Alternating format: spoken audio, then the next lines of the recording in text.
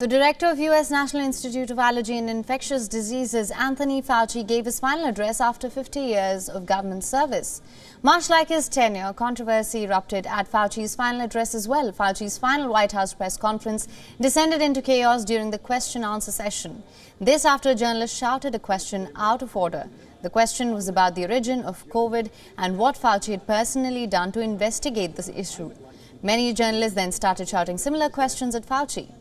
White House Press Secretary Karine Jean-Pierre tried to restore order. However, her efforts just caused more shouting. Take a look. It is a fragment of the total 40 years. We have a process here. I'm not calling out on people who yell. And you're being disrespectful to your colleagues, and you're being disrespectful to our guests. I will not call on you if you yell. And also, you're taking time off the clock because Dr. Fauci has to leave in a couple of minutes. I'm done. I'm not getting into a back and forth with you. Go ahead, Jeremy. Dr. Fauci, but she's asking a great question. Go ahead, Jeremy. Go ahead, Jeremy. You ask your question. You should allow her to answer. Go ahead, Jeremy. She asked a valid question, Jeremy. Dr. Fauci, on the origin of COVID-19. It is not your turn. It is not your turn. You come on the same people. That's the thing. You can't read a press briefing. You need to call from people across the room. She has a valid question. She's asking about the origin of COVID-19. I hear the question. And Dr. Fauci is the best person to answer. I hear your question, but we're not doing this the way you want it. This is a disrespectful. It is.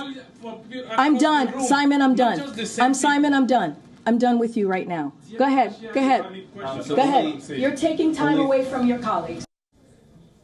Now, the origins of COVID, it's been a hotly contested topic. While authorities in China have linked early COVID cases to a crowded wet market in Wuhan, there have been some who say there's growing evidence that the virus emerged from a lab in China. The lab leak theory resurfaced after Fauci's emails were accessed. Reports about the emails suggested that Fauci and other top scientists may have tried to dismiss the lab leak theory without much research. Reports also suggested that they may have taken this measure to preserve international harmony. Multiple reports have, however, suggested that the virus outbreak was not a result of a lab leak. These reports suggested that the virus originated from the Wuhan market and spread by natural causes.